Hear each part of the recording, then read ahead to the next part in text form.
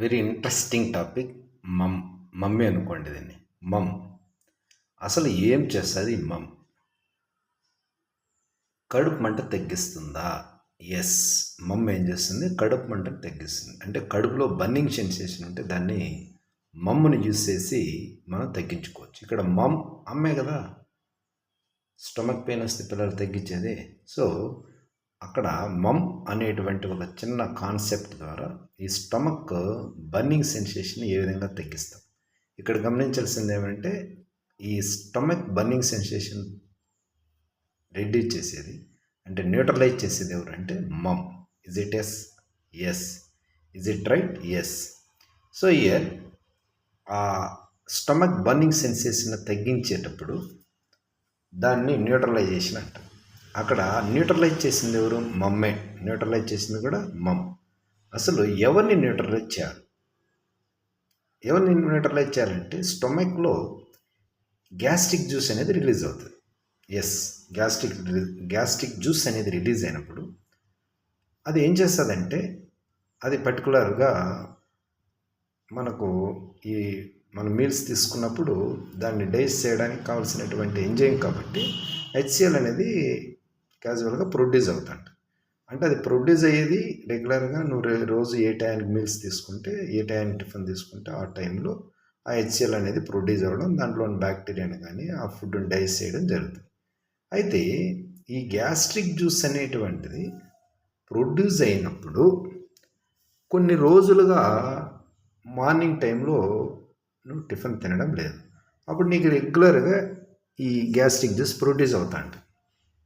So ఈ విధంగా రోజు గ్యాస్ట్రిక్ జ్యూస్ ప్రొడ్యూస్ అవుతుంది, నువ్వు ఏమి మార్నింగ్ టైం తినడం లేదు. కొన్ని రోజుల తర్వాత మనకు ఏమవుతుందంటే ఈ స్టమక్లో బర్నింగ్ సెన్సేషను, హర్టింగ్, కొద్దిగా మంటగా అనిపించడం, బాధగా అనిపించడం జరుగుతుంది. ఓకే, ఇప్పుడు ఎందుకు ఈ డైజెస్టివ్ సిస్టంలో యాక్చువల్గా ఇది మనకు ఈ స్టమక్లో ఇక్కడ లేయర్ ఉంటుంది, మ్యూకస్ ఇది.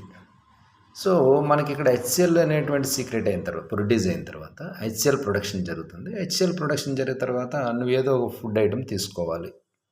ఫుడ్ అనేది లోపలికి వస్తే ఈ హెచ్సిఎల్ అనేది దీని మీద యాక్ట్ చేస్తుంది, ఫుడ్ పైన. ఒకవేళ ఈ ఫుడ్ లేదనుకోండి, అప్పుడు హెచ్సిఎల్ ఏమవుతుంది?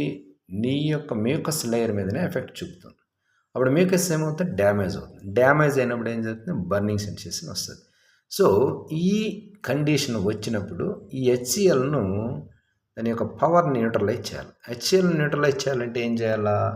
హెచ్సిఎల్ అంటే అసలు ఏంటి? హెచ్సిఎల్ అంటేనే గ్యాస్ట్రిక్ జ్యూస్, జీర్ణరసము. హెచ్సిఎల్ అంటే గ్యాస్ట్రిక్ జ్యూస్.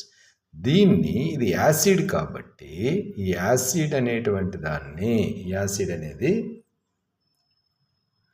ఈ స్టమక్ కడుపులో మంట కారణమయ్యేటువంటి జ్యూస్ ఏది? Gastric juice. దాన్నే హెచ్సిఎల్ అంటాం. HCl, that is HCl. ఇది స్టమక్ బర్నింగ్కి ప్రధాన కారణం అవుతుంది. అయితే ఈ స్టమక్ బర్నింగ్ కారణమైనటువంటి ఈ యాసిడ్కి యాంటీ ఎవరు? యాసిడ్కి యాంటీ ఎవరు? మమ్. యాంటీ అంటే దానికి ఆపోజిట్గా ఎవరు పనిచేస్తారు? మమ్ పనిచేస్తుంది. ఏంటి ఆ యాంటీ యాసిడ్ అంటే? మమ్ అని చెప్పాం. యాసిడ్కి యాంటీగా పనిచేసేదాన్ని యాంటాసిడ్ ట్యాబ్లెట్ అని కూడా పిలుస్తాం. ఈ యాంటాసిడ్, ఈ మమ్ అనేటువంటి దానికి మనం ఫార్ములాని అబ్జర్వ్ చేస్తే మెగ్నీషియం హైడ్రాక్సైడ్.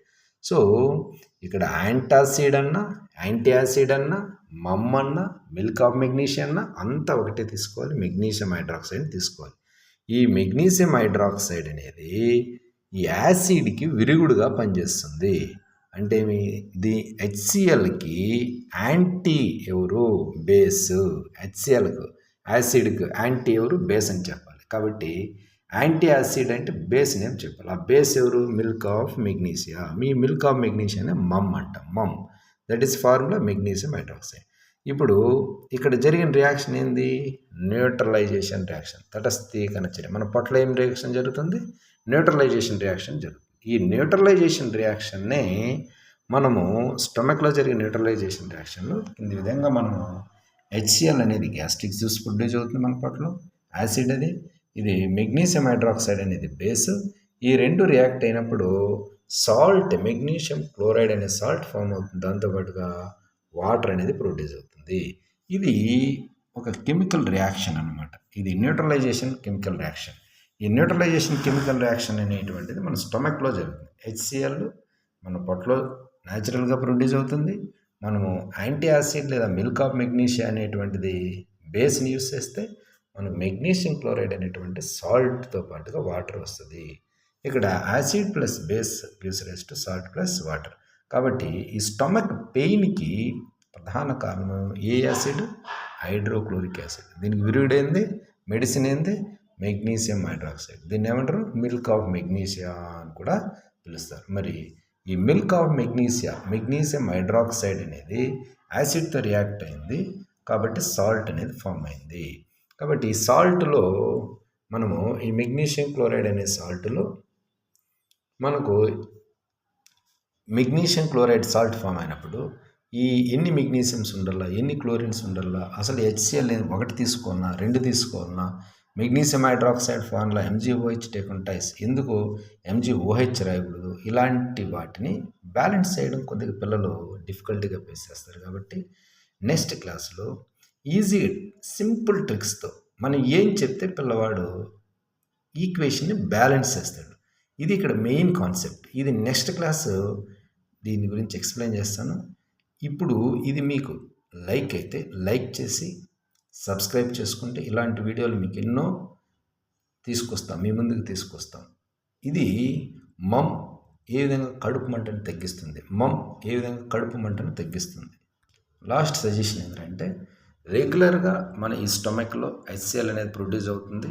మనము రోజు మార్నింగు, మధ్యాహ్నము, నైట్ ఖచ్చితంగా ఏదో ఒకటి తీసుకోవాలి. ఫాస్టింగ్ ఉండడం అనేది కరెక్ట్ కాదు. ఫాస్టింగ్ ఉండొచ్చు, బట్ ఫాస్టింగ్ ఉండడం వల్ల HCl సీక్రెషన్ అనేది జరుగుతుంది, ప్రొడక్షన్ అనేది ఉంటుంది. కాబట్టి దాన్ని న్యూట్రలైజ్ చేయాలంటే ఒకవేళ నువ్వు కార్బోహైడ్రేట్స్, ఫ్యాట్స్, ఆయిల్స్ ఇలాంటి ఐటమ్స్ తీసుకోకపోయినా మస్ట్ అండ్ షుడ్ వాటర్ అయినా తాగాలి. అప్పుడు HCl అనేటువంటిది ఎక్కువగా మ్యూకస్ మీద ఎఫెక్ట్ చూపకుండా ఉంటుంది.